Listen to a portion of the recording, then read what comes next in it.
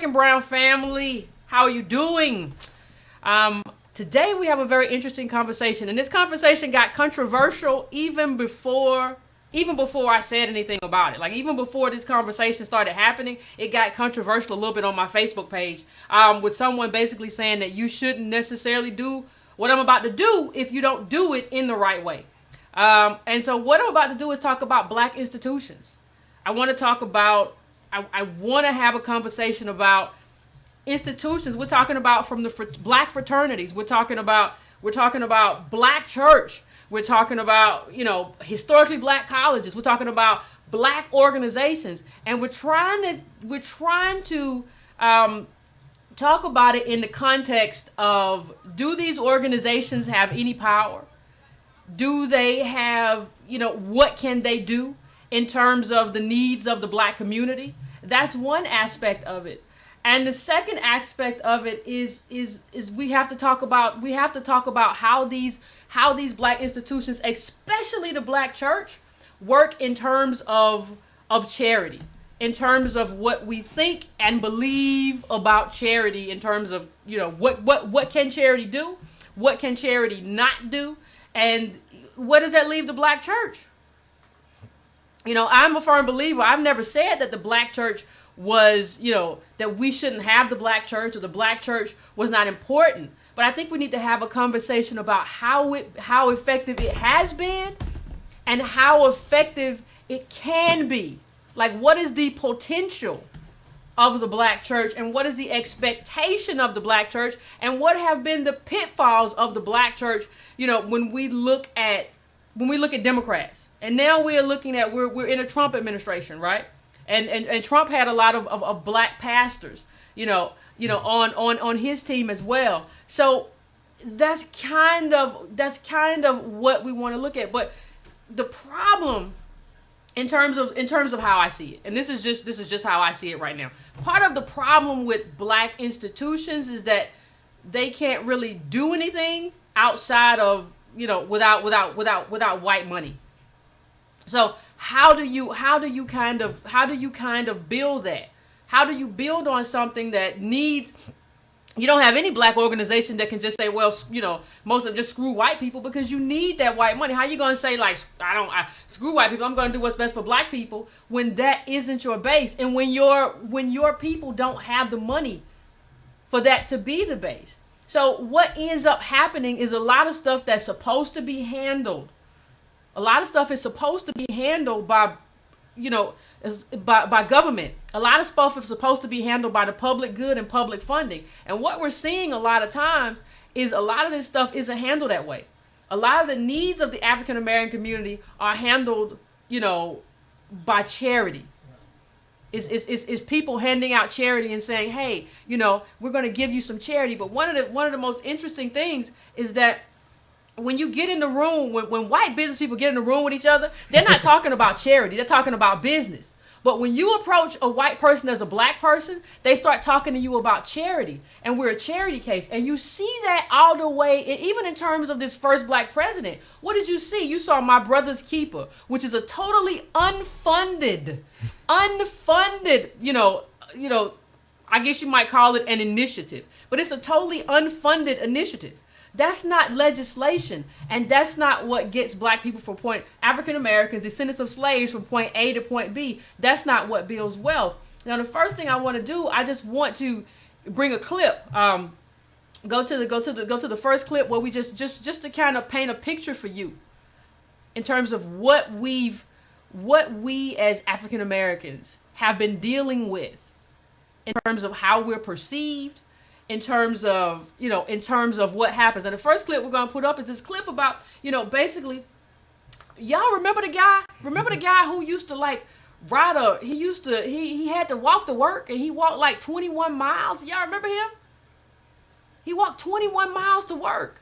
And the solution wasn't to get public transportation for him. The solution wasn't to get his needs met. The solution was, well, for this one Black man, we're going to give him a car. We're going to do a GoFundMe to give him a car. That was the solution. We're going to do, but what that misses is that there are so many other black people, African descendants of slaves, who can't do that, who don't have that as an opportunity for somebody to do a GoFundMe for them.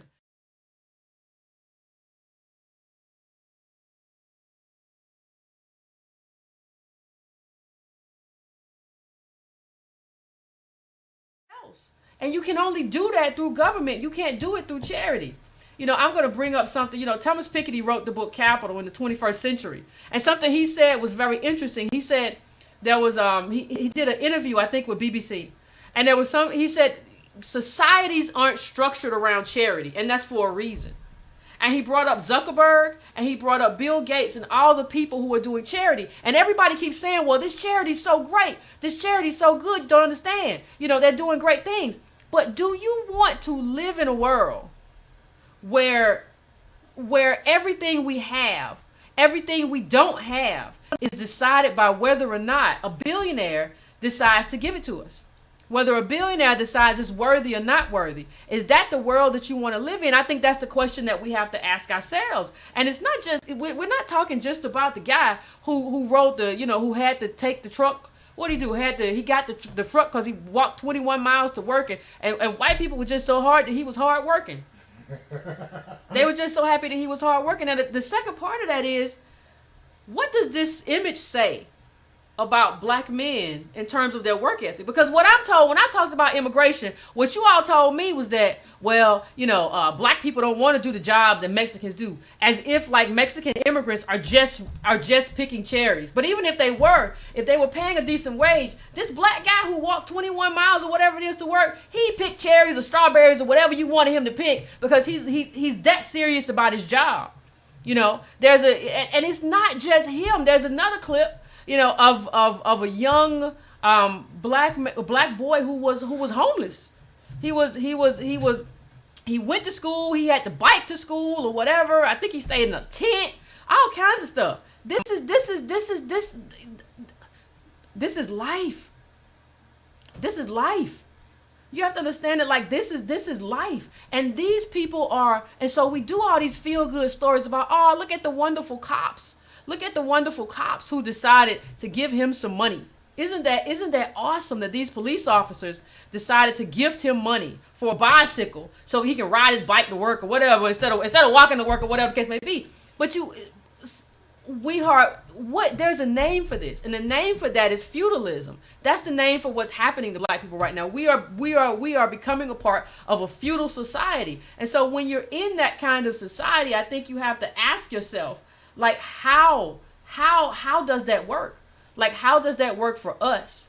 How do those institutions work for us? Because we have charity right now. We're looking at charity. So how do these institutions that we have founded, from historically black colleges to churches, to the NAACP, to the Urban League, how are these societies functioning? To the benefit of African Americans? I mean, that's a good question. I think it's incredibly important for us to get this right, I believe. Because, all right, so the difference between an institution and a person is supposedly that they die different. They're supposed to die different. Institutions are supposed to survive people, because if an institution's just purely based off of a person, that's not really an institution, it's a fan club. So the difference between, if anyone asks you what's the difference between an institution and a person, you can say, well, and Hobbes would agree, they die differently. All right, so that's number one. Number two, when you're 13% of the population and you don't own anything because you're a descendant of a slave, how independent can your institution be? And I think that's an important question. At what point in time, what independent black institutions are allowed in America? And I will say allowed in America because I think they shut you down when you're not allowed in America. What can't our churches do? What can't our black frats do? What can't our HBCUs do? And I know this is going to be controversial because I really do think that our black institutions stop when they make claims on white capital, right? Or white comfort, but definitely white capital. And you're seeing it right now with the Native Americans. We'll let you have your tribe. We'll even let you have your casino. But don't get in the way of our pipeline. We're not having that. White capital said no, and that pipeline's going to go through. So, like, what can black institutions do? And you look at this in the history of the way black institutions are formed and what they are willing to fight for and what they're willing to not fight for. And you see that there was a reason why MLK was young and he was kicked out of a lot of churches and not allowed to speak at quite a few churches, quite a few black churches, because, like, he was threatening white comfort. And then toward the end, he was threatening white capital and he caught a bullet. Because that's not what we let black people do. Do you have something to say about that? Yeah, I think you know what? Go to clip number 4 because I think this is important. And leave it up there for a minute because I think it's important to understand because a lot of people, one of the things that happens in terms of black people and a lot of black people, African Americans I encounter, is that we think about things in turn and just leave it up. We think about things in terms of well, if black people just did this one thing or this second thing or this third thing or this fourth thing, like we would be there. Like we just got to do this thing. And I think what we don't realize, even in terms of the civil rights movement, is that there were a lot of moving parts. Like there were a lot of moving parts in terms of what we had to do, in terms of how we had to do, in terms of how we had to maneuver. And I think this chart, blow it up for him. I think this chart does a really good job of kind of illustrating how many moving parts. You see immigration on there. You see in terms of, and this chart is about the black insurgency in terms of what kind of the influx of events that led to the civil rights movement and kind of percolated in that direction while it was happening. You see a lot of, if you look at that list, you see a lot of stuff on that list in that chart in terms of everything that had to go together to make that happen. And I think what we're losing right now is the truth of what has to happen. There has to be a lot of influx. And like I said, immigration's on there. Everybody keep telling me immigration doesn't matter, but it's on the chart in terms of how we got a foothold in terms of the civil rights movement. There are a lot of things on that chart. There are a lot of things that matter. And is luck is also a part of that. Like there's so many things that are a part of that. But when you look at that chart and when you look at, the black church, one of the things that we have to do in terms of having this conversation, we have to demystify this conversation, demystify the black church. Right. Because there is this belief that the black church was really at the helm of the civil rights movement. And what you find is that that's just not true. No, look, there's another chart. There's one other. There's another chart which is like clip number 5, I think it is, and it deals with the black church. And when you look at that data, student activists had much more of a role. Just look at that chart. Student activists had much more of a role in the civil rights movement than the churches and the pastors. What you find is that the activists were the ones who drove the pastors to do what they need to do. The pastors have been very, very, very accommodationist in their approach. And when you think about it, it only makes sense because it had been very, very quiet. The church had been very, very quiet. How many years during slavery? They were accommodationists. So the first thing, that's why I said the first thing we have to do is kind of demystify this and say, no, wait a minute, let's take a step back. The church wasn't the leader in terms of what happened. The church was pushed to lead. I don't know if a lot of people know there was when MLK when Martin Luther King Jr. came to Greensboro, it was at some point in the 1950s, he couldn't even find a church to host him. He couldn't even find a church to a troublesome take him Negro. in. No, and we gotta think about that. You gotta go, Martin Luther King. You can't stay here. You can't be here. White people don't like you. You're screwing up my program. And we're a group of, and I'm not saying I judge them because of that. Because I understand if I was in that same situation and I was an African American, you got the Klan. You're fighting for your life. But I'm saying that let's first of all understand that the church occupied in large part an accommodationist role in the black community. And let's think about what that means in terms of going forward, in terms of what role the church plays. Because I don't see, we have some good small churches. I'm not here saying that all churches are bad. But what I'm saying is that don't depend on the black church to save you. The black church can't save you because and we're gonna have to break it down. What is the value in terms of the material interests of black people? What is the value of making a moral argument. You can make a moral argument in the church about out of wedlock births and how out of wedlock births diminish, the amount of money that a black household has. You can definitely make that argument. And I'm not opposed to making that argument. But when you go to government with hat in hand. You go to government for money. That's the only reason anybody goes to government. People go to government for money. Period. That's it. Nobody's going to government for anything else. And if somebody tells you they're going to government for something other than money, they're lying. And that's why I said a while ago, I'm beginning to have a problem with people who are so stuck in ideology. I see it with the left. I see it with the right. Everybody's kind of stuck in ideology. Well, that's a problem. And that's a problem simply because when you go to Capitol Hill, it's all about how people are going to split up the money. That's all they're trying to do. There's a big pile of money on Capitol Hill, and that's where everybody wants to be on Capitol Hill, because everybody wants to know that everybody wants to have some of that money. That's it. So the only thing you're trying to do is get money for your group. So if you're there making a moral argument, I don't see how that fits into what Capitol Hill is designed to do. It's not designed for morality. It's designed to determine, allocate money. Who's going to get what? That's what people are fighting for. Anybody who's talking to you about morality is just using that. They're just using that to get your vote. I know. I mean, there are a few Christians and right wingers on Capitol Hill, but they're not a lot. It's just not. That's just not the way it is. That's just not how life exists. So what I want to understand, and churches have bills to pay. Churches have things they need to pay for. Right. Churches have, and churches exist in an environment. They don't exist in a bubble. So what I'm trying to figure out is what should be the role of churches. Right. What should be the role? What should be the role of everybody who needs white money?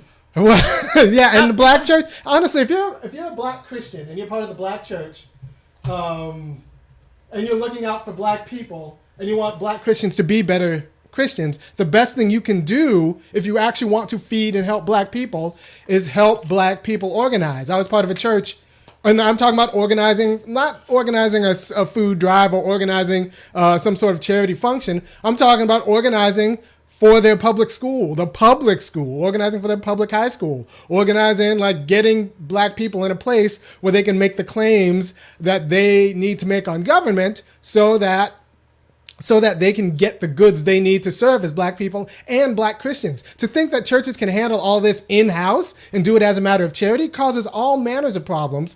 Number one is accountability. So like, if you're a pastor, if you're a member of a church and you want to like create a good Christian community, you need to put money in those black people's pockets. And the best way right now for there to be money in black people's pockets is for the government to get serious about making sure there's money in black people's pockets. And the church can form, the people are going to say, well, there's a separation between church and state. But the church can actually organize on behalf of their community. And that happens, like, I was part of a church that organized for that joined other community organizations and organized for a trauma center in the South Side of Chicago. And like, that was good Christian work. Organizing for that trauma center. The church didn't run a hospital. Churches can't do that, but it can organize and help with other community groups who can learn how to be good neighbors and organize with other community groups. But is that enough? No, but like, it's a start. It's a kind of organized. It's what it is we're not fooling ourselves into believing that the churches can do everything. The best thing the church can do is help the people learn how to govern. Well, I'm gonna tell you something. I'm gonna tell you another problem. Like the problem isn't just the church. No, like the problem is that the problem is too. Like a lot of people who exist in the black community, even if they aren't pastors, they come from the church. Right. Let's talk about Michael Eric Dyson. Let's talk about Dr. Cornel West. Let's talk about all these people who, even if they aren't a part of the church, they talk theology. They don't talk material. They don't talk about the material consequence of blackness in American society. Right. They talk theology, and there's a consequence. Even the way, I appreciate everything Michael Eric Dyson has done in terms. Not Michael Eric Dyson. I'm sorry, I meant to say Cornel West. Yes, I appreciate the way Cornel West held. Was one of the only people out front holding. President Barack Obama accountable. But even the way he speaks, in terms of the tradition, the historic tradition of black, I don't want to hear that. Like, I don't, Iron Man goes to church. I don't go to church. You know what I mean? When you get into the political, I don't want a preacher. I don't want to. Does that limit effectiveness though? I'm worried about getting black money in the black pockets today on this world. But doesn't that limit it though? If all you're talking about is the black is the black tradition and the black, doesn't that limit the ability to get the black tradition's complicated. So if you did it right, it might be okay. If we got to be honest about the black tradition in church, which is conservative, which is. Who's this Martin Luther King Jr. guy, and why is he screwing up my program? Like, let's be honest let's tell the truth, the whole truth about the black tradition in the church. But one of the big problems depending on the church, is that, they'll tell you that salvation comes in the next world. Well, I'm trying to get money from my people today. Oh, you're trying to get money today? Yeah, I'm trying to get money from my people in this world. Like, so that's going to be an issue. But like, it's not just the church, it's all black institutions are embedded in white America. We're 13% of the population and we own 1 to 2% of the land. That means we need white people to do everything. So like, that's going to get a lot of problems. You're going to, like every big moves, you're going to get a lot of feedback, and I'm getting a lot of blowback for saying that, like, black America is wholly dependent on the political whims of white America. But it's the truth, and I'll tell you why, and I'll tell you how. Because you can't do anything without white people. You can't do anything without. When you get up in the morning, can you turn your light on? If we would just send somewhere as black people, they gave us Kentucky, could we do it? Well, if they gave us Kentucky, the land, all of the land and the goods and all that, then yeah, we could do it.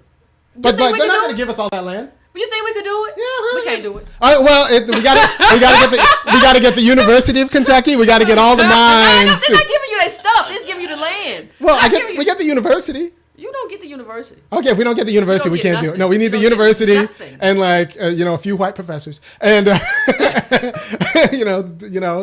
help train. But we need to be honest.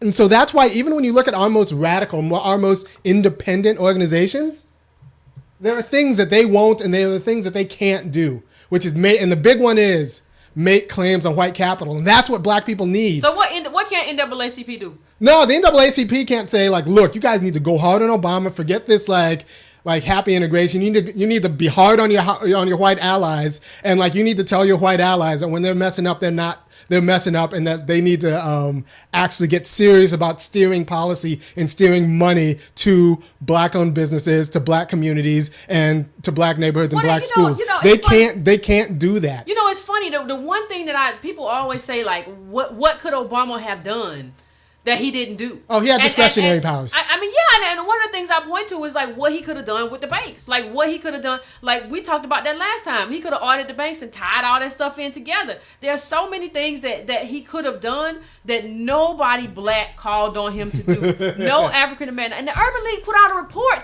called Locked Out. The Urban League came out of a report called Locked Out. Locked Out that basically said black people are now locked out in America. That was the report.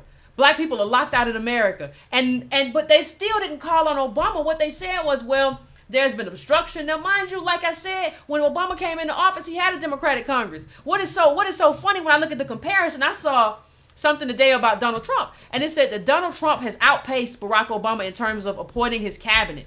Like, and you see how many people in his cabinet are billionaires. These are billionaires, because that's who he knows. People kept telling me during the campaign that, like, he's not a billionaire. Like, he know a lot of billionaires then. Like, birds of a feather usually flock together. He know a lot of billionaires not to be one, but okay, fine. That's fine. What I'm saying is that what people tend not to understand is that, even when you look at education isn't wealth. Education is just an expression of wealth. That's all education is. It's an expression. It's an expression of wealth. Like when you graduate, you need somewhere to plug that education into. And if you can't find a job, you can't plug it. So what we're looking at in terms of Trump is a man who is a part of the white wealth infrastructure. And that's why he can just tap into all these people and put them in place and just move forward and be efficient. Barack Obama was not an expression of wealth. He was just somebody who was brought in for a limited time to kind of oversee this, to ensure that the bankers and everybody were okay. You couldn't have done that with Trump, because everybody would have said, well, you're one of them. You're a billionaire too. You're just looking out for your own. You had to bring in Obama. So I think when I look at it, what I'm looking at in terms of Trump is a man who is a part. He is a part of the infrastructure of America. He is a part of the structure that creates wealth in America. And he has that power before he even came into the White House. Before he even came into the White House, he has the power associated with that kind of wealth. That's who he is. That's not who Obama is. And that's not saying Obama couldn't have done a lot, but Obama would have had to come into office and just go for it. Like if somebody said, well, Yvette, if you ever got elected president, what would you do? I would get in there and just go for it. Because listen, I'm not going to get a second term. If I really go into it and try to fight for working class people, I'm probably not going to get a second term, and I might catch a bullet. So the only thing you can do at that point is just do the best you can, as quick as you can, to get it over with. That's all you can do. But I don't think that black people really understand what it means to be a part of that. I mean, this means that this guy has billionaires. He has billionaires on his Rolodex. You look at the Secretary of Education. You look at the one who was appointed, who's going to be probably Secretary of Commerce. You look at a lot of these people, and it's not like these are his friends. It's not like when Obama appointed Secretary of Commerce, who was a billionaire, who was a major donor. These are people that he knows and he respects, and he can put those people. He is wealth.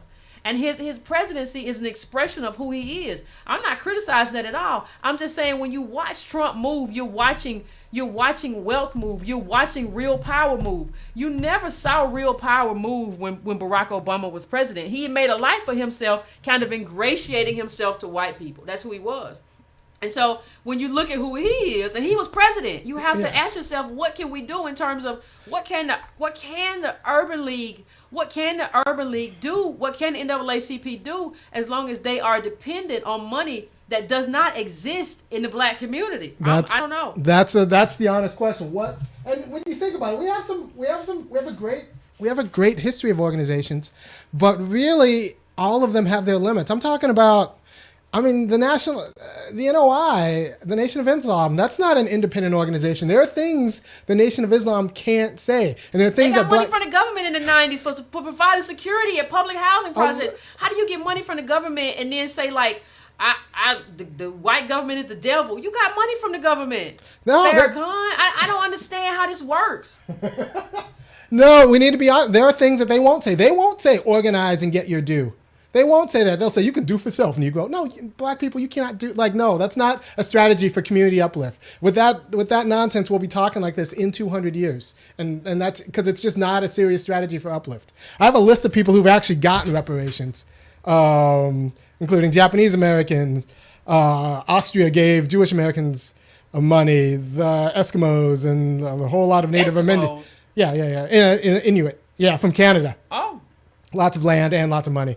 But like there's a list, like reparations are a thing, and if we don't want to call them reparations, if that word is stigmatized, we can talk about other just affirmative action. We need positive policy that's geared towards getting money into black pockets. Didn't Obama allot some money for Holocaust survivors?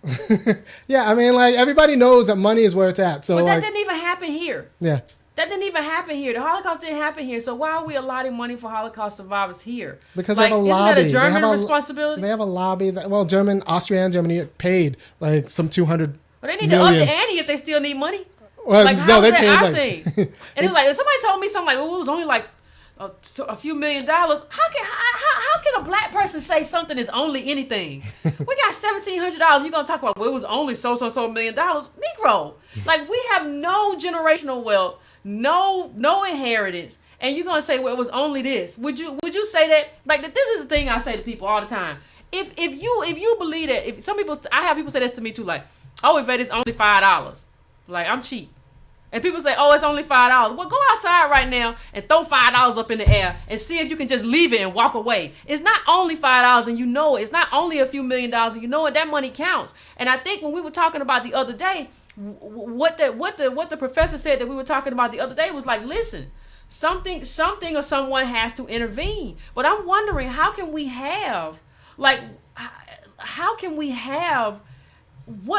would need to happen? And I'm interested to hear what you all have to say when you call in, because what would need to happen for our organizations to be able to work on our behalf? Like, what would that have to be, like some kind of windfall from the government? And then what if something happens and the government does something that the government doesn't like? And then does that money get dropped? Because that's the situation right now. We're talking about a real independent. Yeah, but how? A real independent black institution. But how will we have no money? We need money. Like, that's like a real independent black institution. We need money. Like, you went to an HBCU. I didn't go to an HBCU. I went to a public college out in California. You went to an HBCU. Are HBCUs completely independent from white money and white influence? Well, no. But see, here's the thing. Like we get so much, and I think we deserve to get money from the government. Yeah. But we get money from the government. But you don't get enough, right? You just get enough to keep you going. What do you have? What do you do? What do you do when you get this amount of money from the government, and then the CIA comes on campus and wants to recruit? I mean, what do you do when you get this kind of money from the government, and then the government does something that you don't like, or when the Israel lobby is on campus and it's entrenched in government and you don't really want it there? Like, even when you get money from the government, like, you're not independent. I mean, it would be great. We would need a lot of money. Like, they should be like permanently endowed. I actually think that all of the Ivy League colleges should like give 5% of their endowment to HBCUs. Like, it should just be like, and like the entire state of Oregon should just tax the state and to take 10% of that, their yearly taxes, and then ship it to HBCUs. It needs to be endowed enough so it's an actual. It was like 12 million people. People keep saying $12,000 on my Facebook. No, it was 12 million. I'm not talking about 12,000. It was like 12. It was like some million. It was like a few $1 million. I have to look it up, but it was some millions. It was not 12,000. And 12,000 is not pennies. Like, if you gave me $12,000 right now, I would kiss you. Like, it's not pennies. Like that, you can go buy a car with $12,000. So, but it's not 12,000. It's millions. You know, the Jewish community ain't working around no $12,000. But let's stop acting like with a group of people that have $1,700. Let's stop acting like $12,000 is no money. It's all money. Hey, everybody, let's share this. If you're watching on YouTube, just hit the little subscribe and then share it. If you're watching on Facebook, share. As always, you can donate to breakandbrown.com. But I want to know what y'all think, because I'm stuck. Like, I'm not stuck a lot, but I'm stuck in terms of trying to figure out how we manage with the organizations that we have. Like, how do we manage when like NAACP needs money from Walmart, and everywhere else? Like, how? I'm trying to figure out, and I was faced with that too, because even I raised money to start this. I raised $5,000, from black people, but but I like that, because that means I'm beholden to mostly black people. But that's only $5,000. There are limits to what you can. We're on Facebook and YouTube. Like, with a grainy picture. Like, there are limits to what you can do for $5,000. It's a better picture, Aaron. Look, when I met Yvette Cardell, she was doing these on her phone. On my phone. I was on her phone. I know a lot of people still doing them on their phone. She was doing this. It's a better picture. Yes, and now we have a studio. Don't hate on my picture. I'm just saying. But this is one time where I'm honestly stuck. Like, I'm not stuck a lot. Like, I try to have some type of solution. I try to have some type of solution. 12 million for Holocaust survivors. Somebody posted it on the page. Thank you, Dante. 12 million. Now tell me 12 million is not any money. It didn't even happen here. So what I'm trying to figure out is, do we have to have like a one-time payment with no strings attached? Like, do you have, is reparations the answer, right? Where you have a one-time payment, no strings attached. Like, you give money you give $100 million to the NAACP, or $200 million, or $400 million, or $500 million, or $1 billion. Because I'm not below saying that you need to be, and then say like $1 billion to Howard, no strings. Put it in your endowment, no strings. I think that would have to happen. I mean, if anybody can think of any other solution outside of that, I don't see any other solution outside in terms of things like HBCUs, in terms of NAACP. Now, in terms of the churches, y'all got some of y'all mega churches. Not I know a lot of small churches. My sister goes to a relatively small church that does some good work. But these mega churches, y'all got money. Y'all don't need to be broke off anything. The question is, what are you doing? What are you going to do with that money as instead of just being kind of like accommodationist,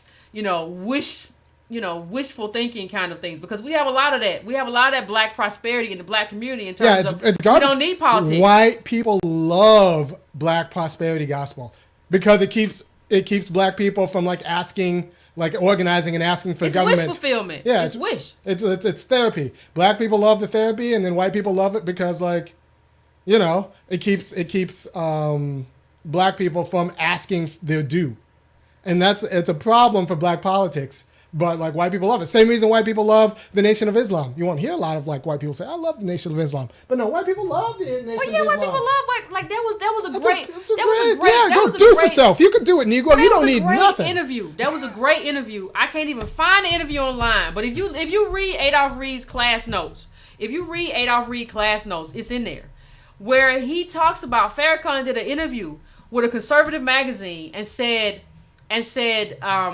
You know, I understand why you don't want to live beside some black people. They don't clean up their yards, they don't do X, Y, and Z, but you wouldn't have a problem, you know, living beside me. This is the kind of conversation that he was having. And it's like we said before, the Million Man March went off without a hitch because Farrakhan was up there talking about how, you know, what black men needed to do. At no point did he talk about what the government needed to do for black people. He didn't like, and in my sense, you're not challenging.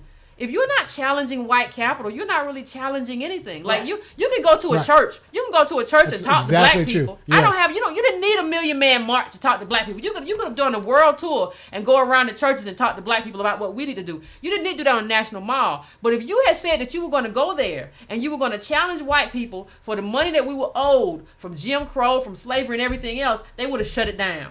There was nothing courageous about the Million Man March. Right.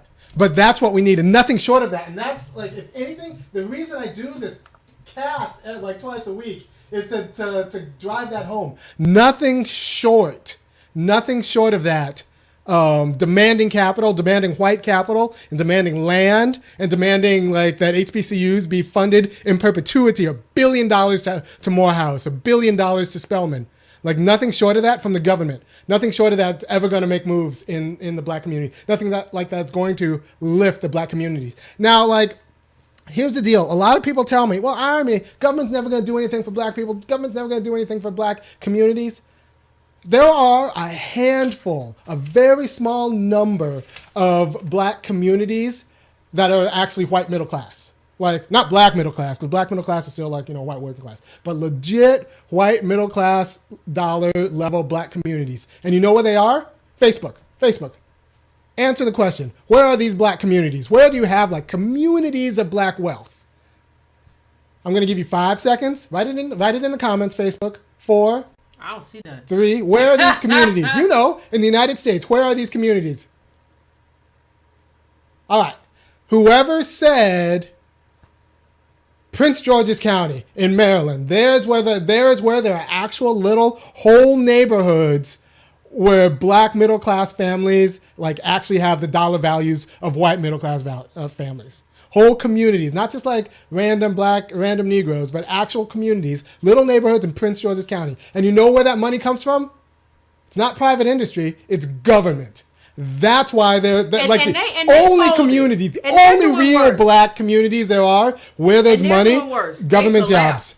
And they did much worse after the housing market crash. And housing market, there was, you know, they lost so much in terms of their money. They lost that. Prince George's County lost so much because we're not stable. That's not stable. We're not stable. That was like a half generation of money. Yeah, that's it. That's all. Like, the only black community has a half generation of money, and it's over. And like one slip. Like you're always on the edge. And the thing about it is, you can't make that up by you. There's no way to make that up by just the greatest thing that we saw when we had the discussion on Monday was that you can't make that up by hard work. Hard work is wealth. The wealth disparity always dwarfs the income disparity.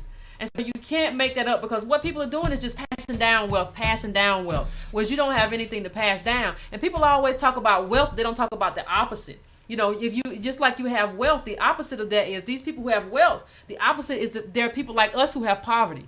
So the wealth that they have has consequences, and the poverty that we have has consequences. And so the question is, how do these institutions that we have move? And one of my problems politically, you know, with a lot of pastors is that they're not, you know, even if they're trained theologically, they're not politically minded. So they're making sort of regressive decisions based on, what they kind of believe, and it's not based on anything. You all know, in terms of how I believe, that so much of this has to do with data. Like that's a big deal for me. Data's a big deal for me. I don't want to be negotiating with a pastor who is talking about what he believes, but none of what he is saying is actually tied to any real data. That is a problem for me. So I don't want him to be making political decisions for me and telling me, well, if you don't do this, I'm not going to bring your issues to the church. Mm-hmm. He don't know what he's talking about. Right. Why should I do that? Everybody's not Dr. King. Everybody's not going to reading about politics and that sort of thing. So I don't know what to do with that. I don't know what that means. I don't know. People talk about the NAACP, being kind of a paper tiger now, and all of our organizations being a paper tiger now. I think HBCUs serve a very good purpose. I want to see them stick around. I even want to see a lot of black churches stick around, even though I'm not a part of black religiosity. Like white institutions create white wealth. We need black institutions. Even if I wasn't a black Greek. I'm happy that black Greeks exist because there are people in my community who are black Greeks. That means when a shock hits the community, there's an institution to kind of catch people. Not all the Negroes, but there are a few institutions to catch us. But even about black Greeks, I was talking to my friend. He was like, "Look, he's a grown man in late 30s or early 40s, and he was like, I love my black Greeks. I love my black Greeks, but they're just as bad as everybody else about lying about how much money they don't have. They'll come together and they'll just lie to each other, and they're just lying and lying and lying. Nobody's telling the truth about how broke they are, or how they just lost their job, or how they're taking a shock. The big thing is we need a truth and reconciliation summit with ourselves. We need to tell the truth to ourselves about the lack of black capital. I think we're doing that. I think we're having the conversation, but what does that mean? Like I'm so tired of in terms of black wealth, I think we do need to keep having the conversation. But I'm so tired of it's almost as if when I talk to people about black wealth, it's almost as if black people have gone crazy. And I'm not trying to be disparaging or mean, but it's almost as if because we don't have the wealth that white people have, we live in a world that's make believe. And so we say no, we have money. We create a world that doesn't exist for us in our minds. Or people lie about their own kids. Oh no, my daughter's doing fine. My son's doing fine. No. Even if they are, I mean, it's almost if since we don't have any access to white wealth. We don't have any access to white wealth, right? So what happens, because we don't know those people. It used to be a time, I was talking to a friend about this the other night. It used to be a time where somebody was the white person's maid, and somebody was the white person's butler, and somebody cleaned the white person's shoes, so we saw what it looked like. I don't think a lot of black people understand what calcification of wealth has done and what it has wrought and what they live like. I think we would probably be in the streets rioting if we really understood. If we really understood the kind of lives that these people live and how far away we are from their lives, and how our lives don't look that way. Your life and I don't care who you are, your life is insecure because you could not have as a black person. And don't lie to me and tell me, no, Yvette, I'm doing all right. No, I'm telling you that the top 1% of black people got 1.4 million. They're that's not even a real solid millionaire. You got 1.4 that you can't even touch. Right? You can't do anything with that. You can't really invest in that because you're not really trying to lose it. You took whatever. So when a lot of this money is baby boomers who came in and got affirmative action and got some of that money. And so they're doing semi-okay. But once the baby boomers die and once the baby boomers are gone, we're going to see that there really is no money here.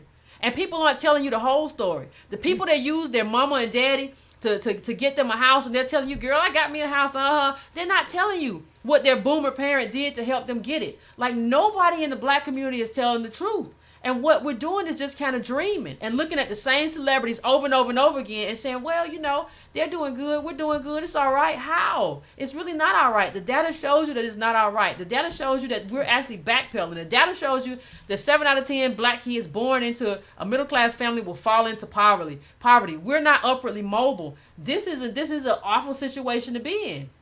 This is an awful, awful situation to be in. And the question is, how do we use our black organizations to help dig us out of it? They would have to get the only thing I'm saying is they would have to get like a large sum of money from the government in order to be independent. And then it have to be a one-time sum. And how do you get that? Like, how do you do that? How does that work? I mean, these are the things we should be talking about. Instead of everybody running around showing pictures of somebody who got their hijab or sombrero pulled off and talking about how awful Trump is. These are the conversations we have to have. Find me a solution for that, Batman. Riddle me that, Batman. Like, what are we going to do about that? Like, this is a real problem, and nobody's really talking solutions. The only thing anybody's talking about is, oh my God, what are we going to do when Trump comes? Y'all so scared. I ain't never seen such scared. Do you know what your ancestors lived through? They lived through hangings and all kind of stuff, and you running scared to, I don't know. I mean, the day after Trump got elected, I was actually kind of happy because I would tell you the truth. I was happy. And people are like, oh, how can you be happy? Because I was so sick of the Clintons. That's how I was happy. Because if we would have had 8 more years of Hillary and then even more neoliberalism, hopefully black people start to wake up and determine, hey, what's good for me is what's good for me. It's not contingent. I need to determine what's good for me. I don't need to go to a Democrat or Republican and say, hey, what do you have for me that's good for me? This ain't no fast food joint. I think we have to come up with what's good for us, and then we tell them, hey, we've decided what's good for us, and this is what we need you to do. I'm not going to just go with what you tell me. It doesn't make sense. Tell the people to share the page on Facebook right now. Yeah, they know. Share this on everybody. If you're watching right now, share it. If you're watching on my Facebook page, if you are watching on YouTube, subscribe, and you can share it from there too. Tell your friends to subscribe. We need to get up our subscription number. Yes, so tell your friends to subscribe. We doing pretty good though, but we need to do better. So if y'all could do that, that'll be great. And also, if you want more of us, what do they have to do? They got to donate at breakandbrown.com because this costs money. So we're gonna take your calls pretty soon. I just want to see if anybody has a solution, because I'm stumped. Like when I really wanted to talk about this, and I think it's important to talk about it, but I am just stumped in terms of how we get money into the hands of black people, and it's got to go. And there are going to be institutions involved. And I want callers. Call in and talk about your black institution. Talk about the NAACP. Talk about the Urban League. Talk about your black frat. Talk about your church. Talk about the things they won't say. Because if black institutions worked, we wouldn't all be broke. So there's a place that they don't go. And that's where I want you to go, caller. All right, I'm going to start taking calls. Okay, go ahead. Hold on. I don't know. I'm stuck. I don't know. Hello? Hello? Hello? Hello? Hi, Yvette. This is Vita from San Leandro. Hey. And when it comes to terms of the black institutions, we need to first start kind of purging them, because they have not stood up. They have to not only they take the funding from outsiders, but once they get the money, they don't even think about when they set the money, they don't set up no terms.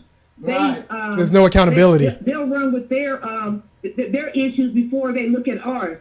I saw Mark Mariel on I think on C-SPAN one time, on CNN, and they was talking about going into see President Obama. Only thing he said he was worried about, as long as he had a seat at the damn table. Forget having a seat at the table. I saw that clip. 10-point plans for as long as I can remember. I saw that clip. 10-point plans don't move nowhere. They it's just a lot of talk, and they don't have no connection with people that's below like $20,000 income. They look at the more high end and follow that center point. They don't look at the issues that affect all of us. They don't have no heart. That's what I mean to say. They don't have no heart. They don't have no connection with the blackness.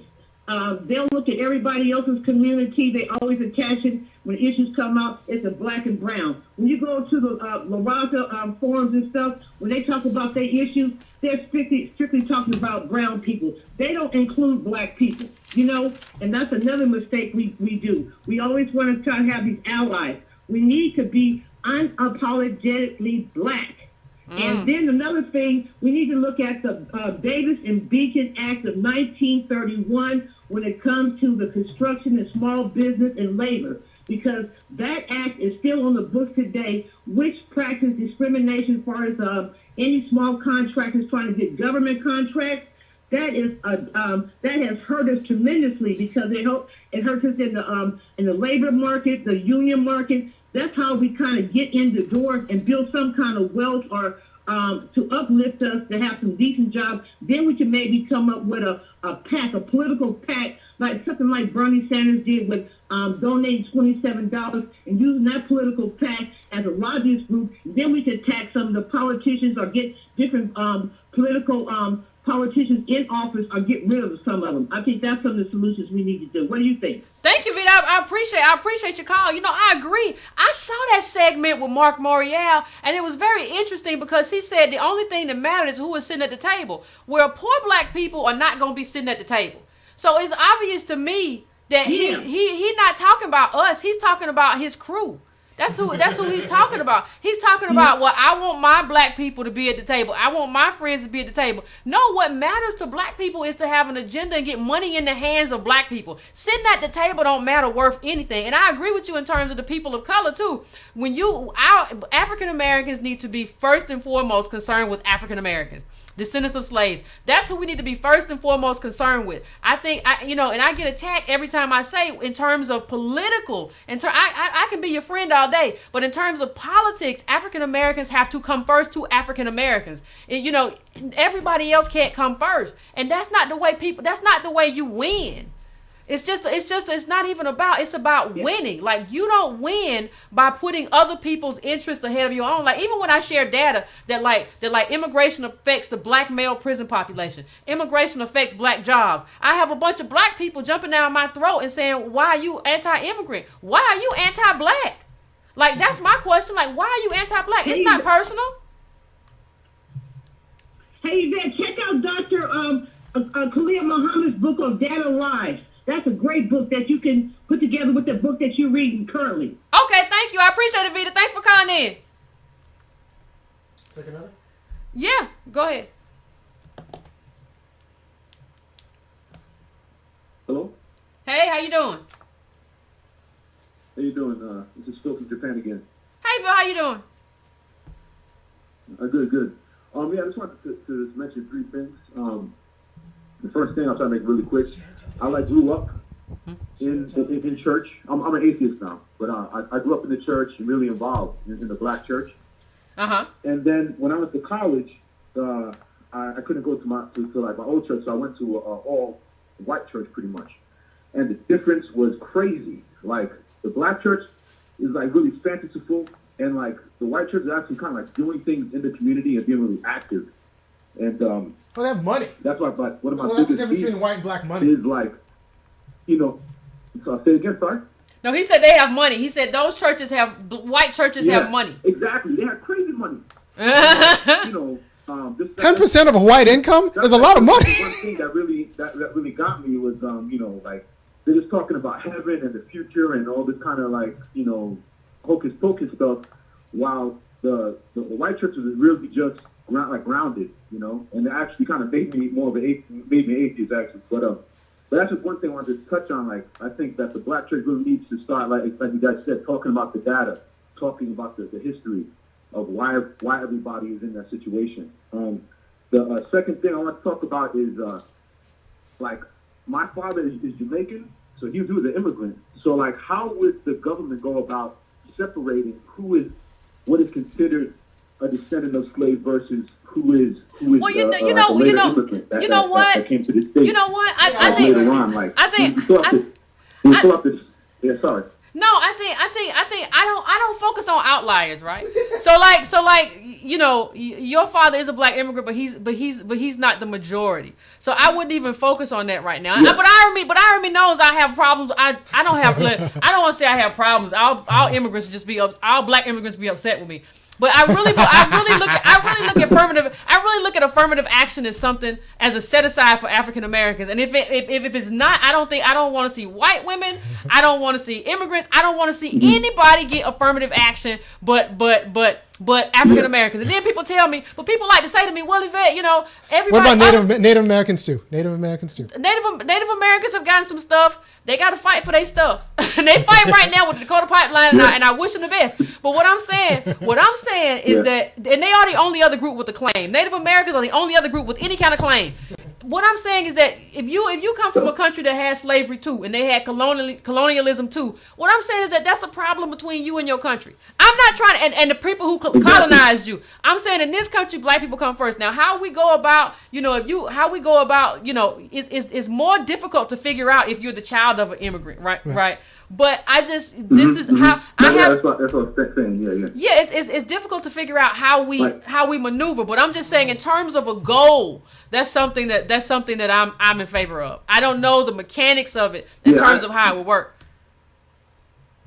Yeah, I agree 100%. Just like with the census data, it's just black and that's it. And like the whole identity politics is kind of working against the whole black community as a whole. And because like how do African Americans come together and say like, look, like we built the country, give us our due when we just considered all black, like it's just like I think that might be a problem going forward. We can't. And thank you for calling in, Carla. I appreciate it. But we can't do it. Like, we can't do it because I said, when I brought it up last week about Tracy Silverstein, who also is known as Tracy Ellis Ross, y'all got mad and said, "Oh, you're saying she's not black." I'm not saying that she's not black. I'm saying that she's Tracy Silverstein, and having a Jewish father who has some money is different. I'm saying that what's the girl's name? You know the girl. What's the girl's name? There's a girl there's a mixed woman who plays movies, but she plays regular roles. She doesn't play a black role. She plays she projects white, and she plays white roles. I'm saying with the benefits that Tracy Silverstein has, she should do something like that. And people say, "Oh my God, that's so mean, Yvette. That's so awful, Yvette. Yvette, why are you saying that?" I'm saying that for one simple reason. She is taking all of the air out of the room. So, like, wait a minute. The video I put up last week of Tracy Silverstein, she was wearing the grills and she was the thug thing. I don't know where she got that from. But what I'm trying to tell you is that there's another black girl who grew up in the hood who may have gone to Howard and majored in theater or whatever, and she really grew up around that. And she wants to do that. But what I'm telling you is the girl that gets to do that and play that black role from Girlfriends to Blackish is Tracy Silverstein. I'm just saying, I don't know how fair that is to the girl who grew up in the hood and is just trying to be an actress and didn't have the Jewish father to have those roles taken up by her. I'm not saying she's any less black. I'm just saying, how does the black girl who's not Tracy Silverstein get a shoe in? Like, maybe Tracy Silverstein should play some other roles. Tracy Ellis Ross or Tracy Silverstein, whatever you want to call. I'm not saying she's not black. Of course she's black. It's not a conversation of who's black. It's a conversation about privilege. And it's a conversation about you having a Jewish father and that giving you benefits that other people didn't get, other African Americans didn't get. See, I'm gonna push back a little bit. I don't have a problem with Tracy Silverstein working for a living, but I do have a problem with her. It's a lot of work. What she got to do just network? All the job. No, I think she could just be honest. If people were just honest about the networks and honest about like how you got that job, it was based on merit, but there are a lot of merit. But nobody's going to be honest, right? Nobody's going to be honest. We're not getting anywhere unless people be honest. Nobody's going to be honest because you want to benefit from that. You want to benefit from being like, from appearing as if, like, when she got nominated for the Emmy, she benefited from people saying, "Hey, she's black, go girl," and she benefited from people not knowing that she's Tracy Silverstein. Like, she benefits from that. We know that's why you took your mama's name, because people like Diana Ross. She's an icon. That's why you don't have the Silverstein name. And what we do have is a lot of people going around lying about who they are and where they come from. There are a lot of Tracy Silversteins in the world who are walking around, and we don't know that they're not like somebody that we grew up with. We don't know that they didn't grow up from two working class parents or one single parent parent or grow up how we grew up. They don't know that they didn't have the same struggles. They don't know that they didn't grow up living on the edge. We knew that she was Diana Ross's daughter, but nobody did you know her name was Tracy Silverstein? I had no idea. Diana Ross ended up like hooking up with a very connected Jewish guy. I'm not saying that she's not talented. I'm not saying that she shouldn't work. What I'm trying to figure out is what happens to the girl who wants to do that, who wants to play on Blackish but can't. Right. Because Tracy Silverstein is getting the jobs. And she might be getting, and part of that has to do with connections that she had that we didn't know about. What happened? Who cares about that black girl?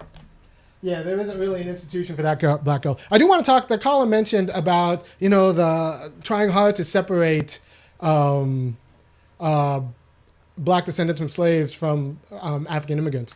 And that's only a problem because white people have told us that's a problem, right? Because if you look at the banking bailout, like some banks were going under, some banks were breaking even, some banks were still running at a profit, but everybody took the bailout. There wasn't a big existential crisis about like, I don't know, do we give Wells Fargo the money although they're still solvent? No! We just gave them the money. So, like, I feel like that should be the same with, if we're going to do reparations for black people. So, like, immigrants are going to get it. That's fine. Give them the money. As long as you're also giving black descendants of slaves the money. That's what, like, I don't care who else gets the money. This worry about efficiency when in terms of, like, how much money we're giving black people is only an issue because we're talking about giving money to black people. If we were talking about giving money to white people, we wouldn't worry about giving extra money to extra white people. We just give them the money. Let me tell you, I just read something crazy on Facebook. Let me tell you what somebody. Let me just read to you what somebody done wrote. This comes from Edward.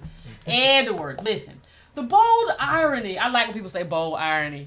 The bold irony of this conversation is that Yvette Carnell speaks to black people about having no other way to survive but to seek help from the federal government. In the same breath, she speaks to raising money for her own startup funding regarding her internal show. Negro, Edward Hightower, what's wrong with you? I'm going to say your whole name because I'm raising $5,000 is not startup capital. You don't even understand what startup, you said startup capital in that sentence. That's not startup capital. The only thing that lift the community is, and it's great. Like what I'm talking about is being able to compete against white business. If I was saying, now you could say that I was being hypocritical. If I was saying to you, I'm going to be the next MSNBC and I raised $1 million in startup capital for black people. I raised $5,000. That's not startup capital. That is some money for some DSLR cameras and some lights and that radio thing over there and the money we pay every week and the boxes of stuff I bought you. That's not startup capital. Like how are we confusing that? I don't understand like how this makes sense to you. To think that like, well, Yvette's raising money and she's living off black people. How is raising $5,000 living off black people? This is not a job. This is not a job we can live off. This is that's not. No, we all have jobs. Yeah, this isn't. This isn't a model for community uplift. This is a model to get Yvette on Facebook Live a few times a week. Yeah, this is a model to like influence black people in terms of like what I believe and Army believes, the stuff that we believe matters. This is not startup capital. This is not $1 million. This is not $500,000. This is not $100,000. Do you understand like what startup capital means? Like we can't live like $5,000. No, and it's just even while she's like you act like I'm raising something and I say I'm about to compete with NBC because that's what real startup capital. If you're doing a real show for a real network and you're gonna really, and then let's say you're gonna pay people to write for you. Let's say I'm talking about Breaking Brown and I'm gonna pay people to write for you. That requires a constant cash flow. That's not something that you can just raise money and do. So it's like this whole thing about, you raise money, you're a hypocrite. I raised the kind of money that I could raise from people who don't have a lot of it. I raised $5,000. That's what we could do. That's what was doable. And I appreciate every dime of it. I'm not like some of these people who go and raise money and say, oh my God, why y'all didn't give me more? No, you don't have to give me anything. And the fact that you gave me anything means that I appreciate it. But what is this? What are you talking about? Like startup capital? Like, what do you mean? So I don't even know like what Edward is talking about. And that's like, this is the simpleton, the kind of simpleton kind of thing. Like $5,000 is not going to get, the $5,000 I raise is not going to get Flint clean water. Or the other black communities that we've also found that have dirty water. In terms of the black people that can't afford Obamacare, it's not going to do that. That's what I need, though. That's what I need. So, I mean, it doesn't make any sense what you said, Edward. Nice try, though. Let's go.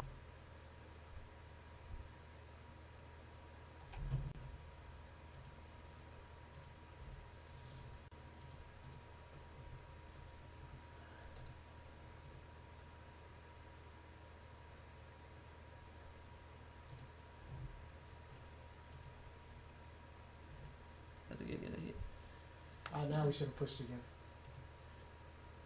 I'm not seeing it on my thing yet. What happened to this up here? Oh, it stopped.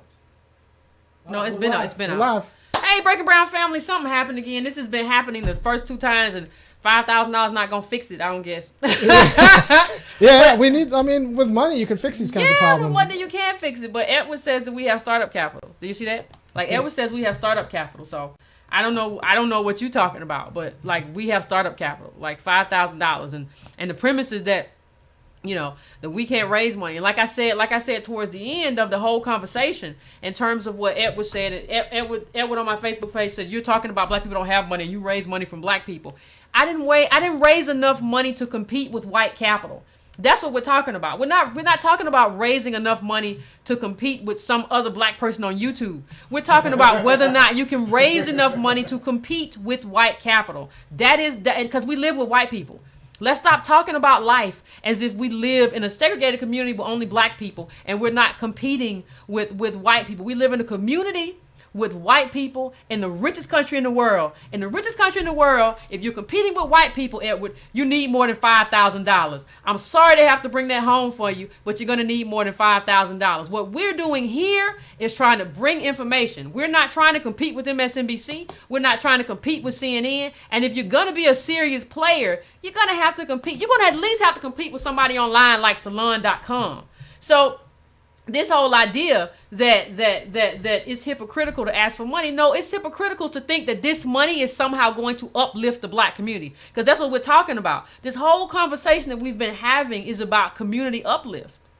It's about how we uplift the black community. What can we do to lift the 37% of black kids who live in poverty out of poverty? $5,000 ain't gonna cut it. Sorry, Edward. We got anybody else? Yeah, I want to make sure that we're still live on YouTube. Okay. Sorry, Edward. Oh, no, we are. We're good. All right. Yeah, we got people. Let me get there. Sorry, Edward. Hey, everybody. We have a new cast. The last one. I don't know if you caught me, everybody, but the last one, we had another glitch. A glitch. And so money fixes glitches, y'all. Money fixes glitches, but we had another glitch. So you need to go to my page again and see the new one. And share that one now. Yeah, and share that one. All right, we're gonna keep taking callers. Yeah, let's take another call. Minutes, yeah. Hello? Hello? Hello? Hello? Yes. Yes, can you hear me? Yes. Hey, it's Elizabeth. Hey, Elizabeth. How you doing? Hey, hopefully I can hear you guys, because it's really hard to hear you and your feedback. Can you hear me? Yeah, I can hear you fine. Just turn off the show. Okay. Well, first I wanted to start off with just a comment of hopefully don't cut me off until I'll try to keep this short. But I don't cut nobody off. Go ahead. Our churches are examples of what I see in the church that you see in the black community compared to the Jewish churches, compared to the Catholic churches, is that those churches, Catholic churches, Jewish churches, invest in their communities. They buy shopping centers, they buy apartment complexes, they buy land. And black churches, I see, just continue to, if they do become mega churches, they just get another church. And they just buy another church, and they buy more things that put them in debt instead of actually buying stuff that actually increases their net worth, their assets, their wealth. So they don't have to give the congregation a paper to go down to the food stamp bank or get government funding. Those in other churches and other populations, they have investment pools. They work with investing in the community, buying up everything to help the people that go to their church. We lack that, and we lack financial stability in churches as well, because they're depending on the people that are there. They keep building these huge, bigger churches for empty pews. If you're starving, you're hungry, and you're weak, or you're poor and hurting, you're not going to be able to really actually get the message that they may be trying to give you. So we lack, again, the responsibility in the churches to be leaders. You keep saying break the bread and God wants us to be rich, but you don't do the same example in the communities or even help the communities around you. So that's my take on the church's situation, that we have to be better stewards of that money and teaching people not just, God loves you, but here's the financial structures that you need to be in. Okay. Are you there? I mean, I understand. So that's one. And then when you're listening to the NWCP or whatever these, cultural groups are that's supposed to represent Black people, like the caller, I think it was Yvette or something like that, who said earlier, they have no responsibility to us, because Black people only associate themselves by color, by celebrity, by, it's just like someone is speaking out for us. And that's all they keep doing, is giving ratios and numbers. And they don't actually push our agendas forward, because we don't expect anything. And as long as we keep, bowing down and giving our $5 to these groups that are supposed to speak to us, but they don't do anything after, 10, 20 years, that is a bad investment if you don't get a return. And so we continue to invest in these people. We treat them like celebrities to be our leaders, and they're not leading anyone. They have no agenda to put forward to move us forward. They don't, even if you want to talk about reparations, I mean, there's concerns with reparation as we look at the Indian reservation. They get this money, and they're all pretty much drunk, and they're taking, and I'm not stereotyping. I'm not saying that that's all Indians, but on their reservation, they receive that money, but they have a poor education system, they have poor housing systems, they have poor medical systems. They all have to come off the reservation to get many of their services.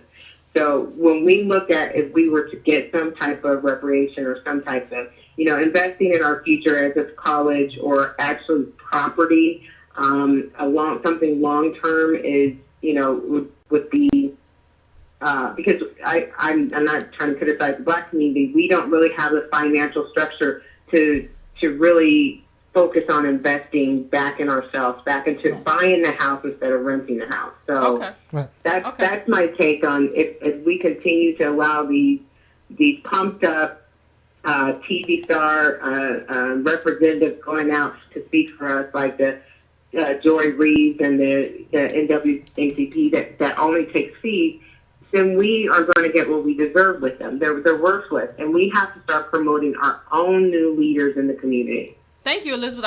I appreciate that. And it's I'm here. Something very interesting. And one more thing on what you say to answer it. Now, I know you everybody has their own point of view, but I truly believe that Black people really need to stop being negative in themselves. And your crowdfunding is I want to say it's a positive thing that shows that Black people believe and trust you, and they want to see you thrive, and they want to see you better. And I think we have to, I'm a business owner. I think we have to start looking at it in a business model. A lot of what you see in the white communities that go out and buy properties, or you also see in the Asian communities, they actually do group up. They don't group up as GoFundMe, but they group up as what they call REIFs. And they're investments that takes a small proportion of money from each person, and until they get to a certain amount of money to buy a piece of land or buy a property, and then each quarter that REIF sends out an investment amount, a return to those investors, and it could be a small piece of investment. That one property could just give them $1,000 every quarter. But if you think about 5, 10 of those properties going up to 20 as a REIT, the problem with the Black communities, we have no wealth in our investment. So when we're asking our politicians to do something for us, they're looking at the wealth that we have behind us to be able to get them to go take a message. And it shouldn't be about money, but it is. And I think that if we start thinking and in more of an economical stance, especially right now with Trump, I think we have a lot of leverage with him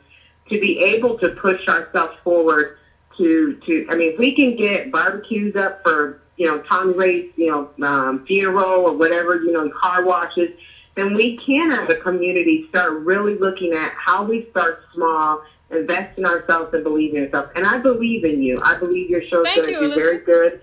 And raising money for your show is a positive thing because that shows that it is needed in the community. I appreciate that. Thank you. That's how I take. I think that we need to start looking at ourselves more in a positive way that, like we used to before, that we can do better. Think about Black Wall Street when we're talking about this conversation. Okay. So thank you for letting me talk today. No, thank you. I appreciate you. I appreciate you calling in, Elizabeth. She said something that was very interesting though.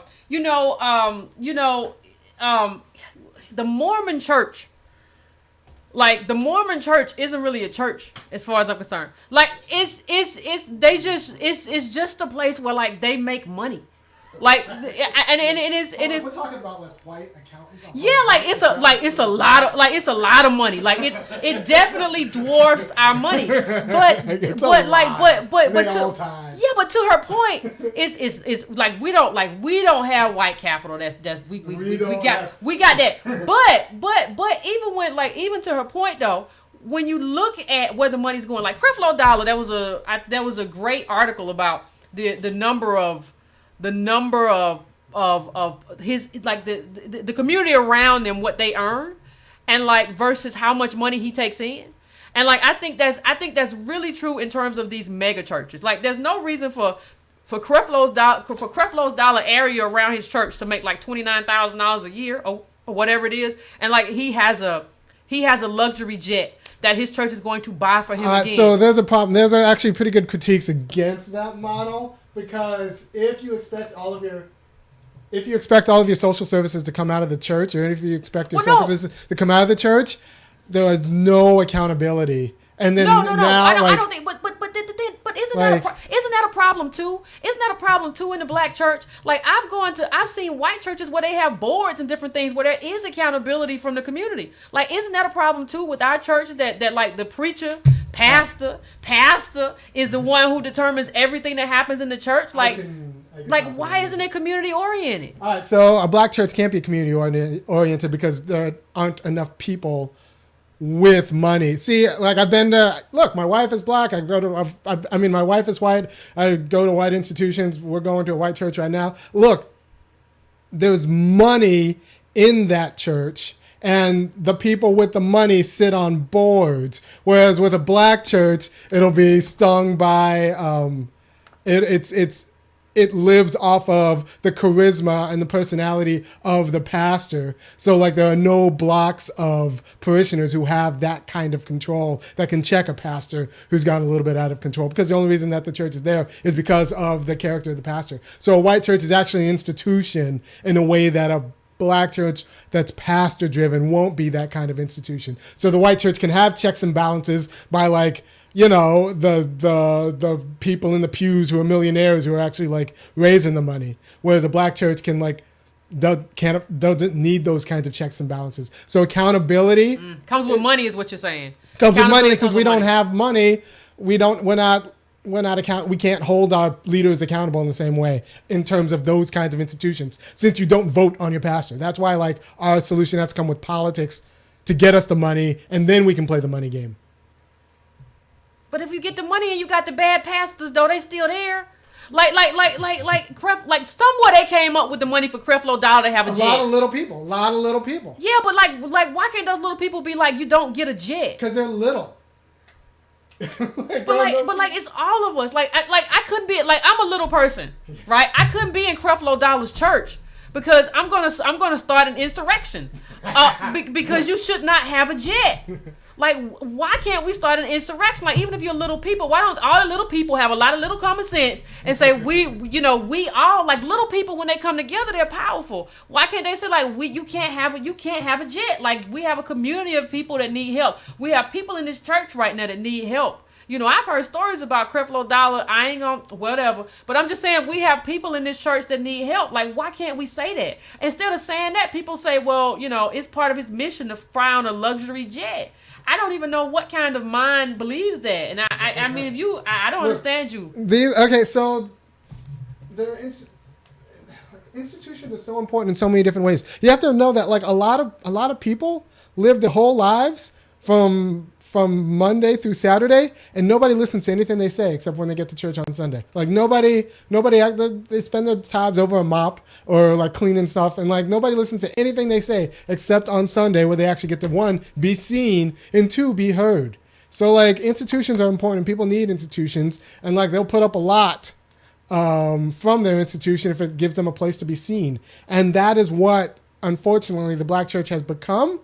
And the white church doesn't need that so much because they're seen, during the week. I don't want to conflate the Creflo Dollar church with everybody else's church, right? Because my sister goes to a pretty good church, and they do have sort of accountability mechanisms. What I'm seeing though is that the biggest churches with the most money are the ones that are driven like this. And like we're not gonna have anything as long as the mega churches have somebody who flies a luxury jet. Like your community can't get anything because he's on a private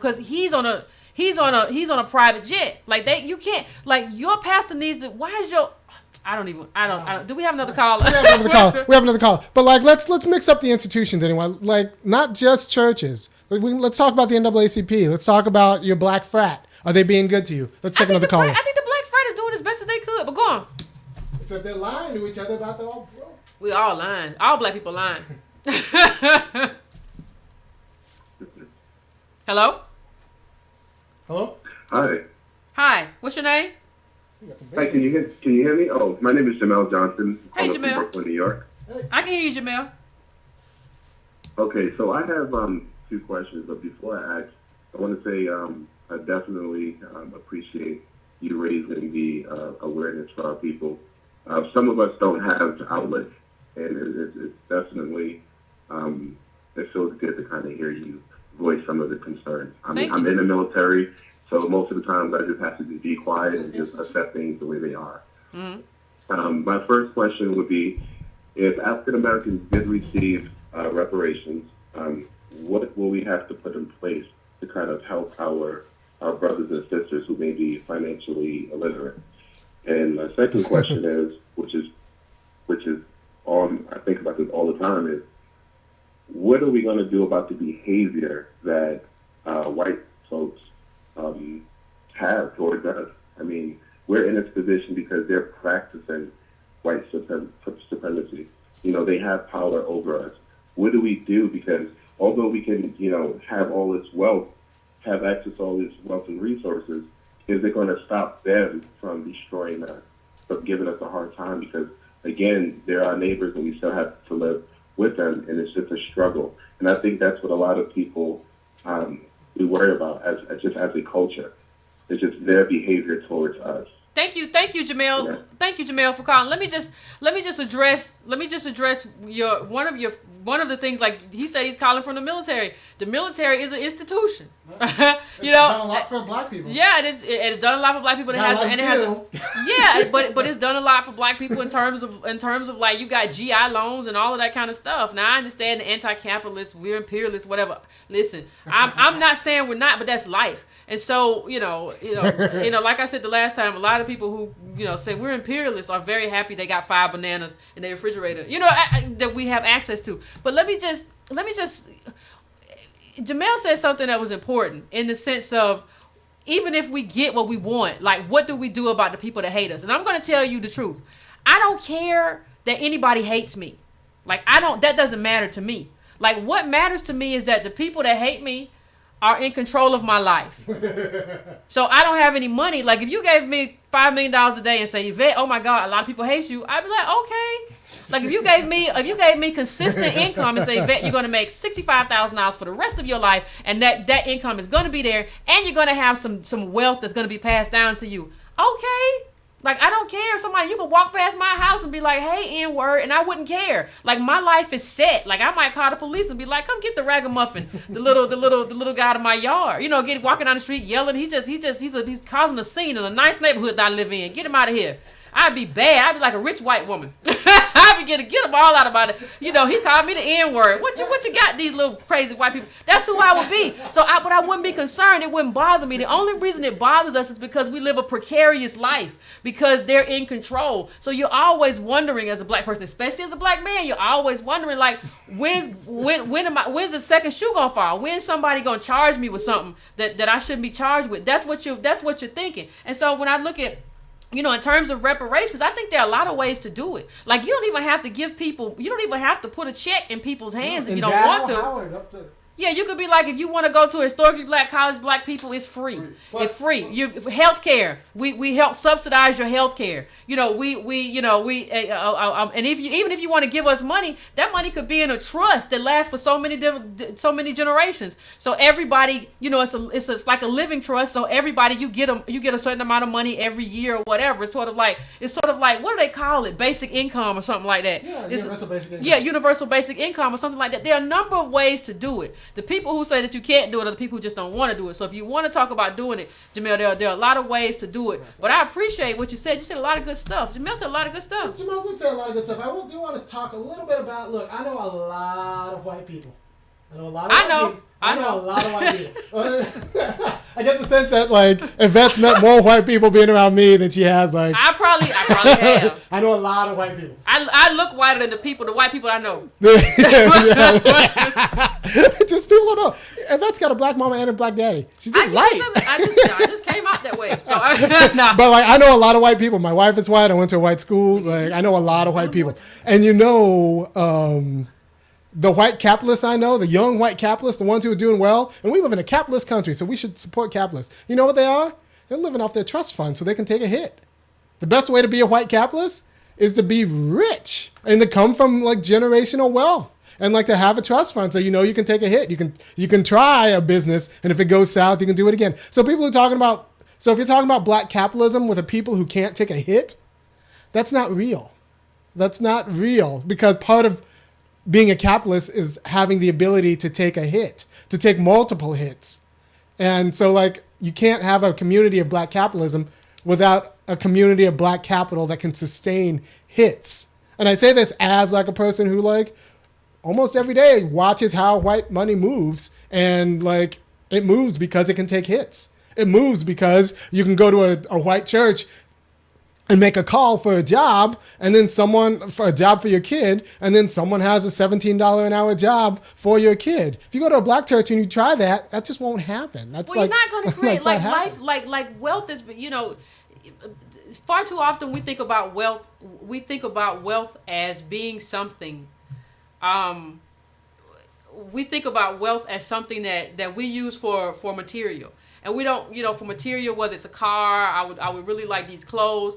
And we don't understand that wealth is about securing, you know, advantages for your kids and the people around you. You secure them, you put them in a secure place. It's, you know, from occupational, you know, advantages in terms of getting a job. You know, you create opportunities. That's what wealth is about. And you know, and in that sense, it's just like if you tell a black person, you know, a black person went to Stanford and a white person who went to Stanford, you know, from somebody who came from money, which is typically what they are, they're not the same thing. Like for them, when they went to Stanford, when the white guy who has money went to Stanford, it's just the icing on the cake. He's just going there to get some more connections and to get something on his resume. For you, it's everything. Like it's the cake and everything. But Stanford isn't intended on being the cake. Stanford's supposed to be the icing. You know, it's, you know, legacy, and your friend went to Harvard and you went to Stanford and y'all all know each other, and you went to this private school and they went to that private school, and now y'all get together and y'all all mix up. That's what Harvard is. It's not, and that explains why so many black people who go to these schools have such a hard time, because you really don't fit in like you're supposed to fit in, because they're looking for connections. And so when you're wondering why these people aren't talking to you or they're not being nice to you, it's because you have nothing that they can leverage. And yeah, it really is kind of that cutthroat when you're there. It doesn't mean you can't go there, but just understand for them, they already made it. Like for a lot of these people at Stanford, A lot of these people are legacy. A lot of these people have money. They've already made it. You're going there trying to make it. Y'all aren't in the same place. And you're not in the same place because nobody passed you down money. Nobody passed you down occupational opportunity. And that's not your fault. So we need to stop blaming each other and start trying to build. The whole reason, raising money to do this broadcast is trying to build something. Let's try to put together something where we can have a conversation that's not being had. Let's try to do something. And like Elizabeth said, let's try to be positive about it. Like, let's not be negative. Oh, well, it's just right. Oh my God. Like, no, we can do this. We can organize and get the goods we need from the people who owe us. And those people are government.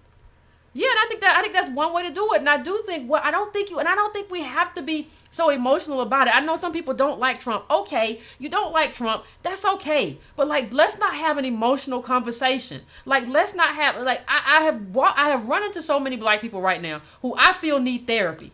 I have a lot of black people on my page who I feel need some therapy because of Trump. And I think there are positives and negatives. There are potential positive and negatives to any situation. And Trump's election is no different. I think the immigration piece is a positive. I think there could be some positive in terms of infrastructure. There are some things that we can do. And so to have this sort of emotional reaction, oh my God, he's a white supremacist, I don't understand. Like, let's be real. Like, let's have an honest conversation about getting something, about getting some advantage while this president is in office. We don't know whether he's going to be there 4 years or 8 years, but this emotional reaction is just got to stop. All right, let's thank everybody for coming here. We'll take another call. Take one more call. Let's take another call. If we got one, we got one. Oh, we got calls are never a problem. Well, let's take a couple because I talk too long. So let's try to get two more in because I talk way too long this time. Hello. They might have hung up. I can hear you. What's your name? Yvette? Yes. Yvette, this is my name is Derek, but they know me as Silent Majority. Hey, how you doing? Hello? Hey. Hey, I'm the guy, I'm trying to talk to you. I like you so much, I swear to God. I like you too. Well, I swear, because I don't believe in God. But thank you. I appreciate it. I'm the guy. Hello? I'm here. Yeah, I'm the guy that I had been away for a while because everybody got so upset at me because I was saying that I was married to an Asian woman, but I still love black women. I had did a video with one of the guys, with Urema, and everybody got so upset with me, and it was like, come on, chill out. And I told everybody, I said, y'all gotta watch Yvette because you be coming with it. And now I'm so happy you got this show, and I'm going to donate because I've been away for a while. But Thank anyway, you. I want to speak on a small scale, if you don't mind, on a small scale. And I don't know if anybody will get it, but I hope they do. When you talk about government benefits, I think black people think getting Section 8 and HUD and stuff like that is a bad thing. So I think it's a mental thing that they actually change for the negative as opposed to just building out and becoming like a working class community. I grew up in the projects in Pittsburgh. Well, everybody was getting something from the government, right? But we didn't have all the violence. We didn't start getting the violence until the 80s. Yeah. You understand what I'm saying? So I kind of think when they get Section 8, they get HUD, they start to change, their psyche changes or something. I don't know what it is, but that's just on a small scale. And the other thing is, hello? I'm here. Oh, and the other thing is, I have been thinking for some while, and I spoke to some people about this, and we can't get rid of white people. I mean, not get rid of white people. We need white people, period. But I work for this community. I was an assistant director of nursing, and I worked at this place. They had 30 acres.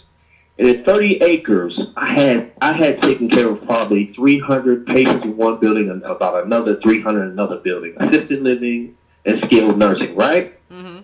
Well, they had at least, I would say maybe 500 little mobile homes around it, well, manufactured homes around it, right?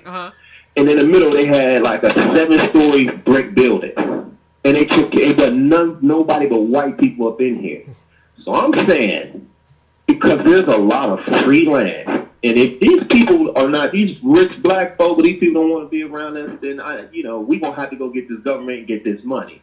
because there's nowhere in hell we shouldn't have that. And in fact, this is all on like a 5-block radius. Okay? And I mean, money, and this building has been there 101 years, this facility. It ain't a black person there. I was the first black male, because they all females there. I was the first black male there. And of course they fired me because I was off the hook with it. But that right there, because there's some free land.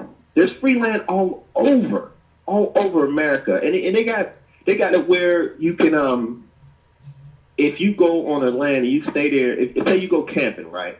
And you stay there for so long, you I'm not gonna be no squatter. I'm not gonna be no squatter. You can build on that land. I'm not gonna be no squatter. The Walmart, the Target, the grocery store. No. I can't be no squatter though. I can't be no squatter. No, I'm not saying be a squatter. I'm just saying that there's free land that's out there, and a lot of people are not looking at that, because a lot of times I hear people saying that, you know, they're looking for places for black people to do meetings, look for places for black people to build schools, but there's so much free land out here that nobody's even looking into. Meanwhile, there's a whole lot of black contractors. And we need them government subsidies. I don't see why not. Hold on. Yes. I know. I agree with you. Carl. I appreciate it. I appreciate you calling in, and I think you're right. Thank you for calling in so much, and thank you for the love. But I think you're right in terms of you know, we can't be embarrassed about where we are, and I think that's part of the problem in terms of the psyche, in terms of how damaged we are. We kind of believe that we should be further, but we're not that long out of slavery, so I think that's a problem. And I appreciate your call. Let me say something, Army. Somebody had a very good question on Facebook. Somebody had a very good question for you. You talked about all these white people you know, and all these white friends you got, and all these white people in your life. Did any of these white people donate money to your venture? Yes, and that how much? I want to see receipts. So No. You have a lot of Facebook friends. You know a lot of people. No, of course the white people were the ones who were donating $100. Donated. I got a lot of I got a $500 donation too. I got a lot of donations. Right. Okay. Yeah. So I got the most. I got the most. Right. So yeah, a lot right now the only reason we can do this show is because we're in a household with that's like the studio is my basement. But who are your donors? Like were these people that were your friends? Yeah, my donors are my white friends. Okay, and they were given the same kind of money that the black people gave, like 50 here, 150 there. Yeah, no, they were given the black people were given 5 here, 3 here. No, I got a few 150. I got 150, 500. I got some $100. I got some nice sizable donations. Yeah, my friends were given white people white people to black people money, which is like $100. Not $5,000. But they got more money though. They got a ton of money. Why we get breaking off 1,000? Yeah, I mean, I'm saying they got more money. We always talk about how much more money white people had than black people. Yes. So why are they breaking off $1,000? Because I know some of them got it. No, my friends got it. They're not giving it to me though. They're not just giving it away. They're giving it to other white people. They're giving it to me. Let's take on that. No, let's take our last call. That's it. That's all. Let's take a call. We done. Oh Lord. We'll take this one. Yes, Yvette. Yes. Hey, how you doing? It's Galen again. Hey, Galen. We gotta get someone who knew. Let's get someone new. Hey, Galen, don't cut him off. I know y'all was talking about reparations. Go ahead, Galen. I can hear you. Yeah, I know y'all was talking about reparations and everything, and I think one thing that is key I haven't heard being discussed, I might have missed something, but is land. And land is very important when you look at wealth, building wealth, and that's part of the thing. The Jewish people, that's one of those little, I don't know what they call them, tenants or whatever they practice. They are taught to acquire land. And we especially need land. I know we talk about a lot of times, the war against the black man, incarceration, but they are also killing us through what we eat. We actually need land where we can actually grow our own stuff.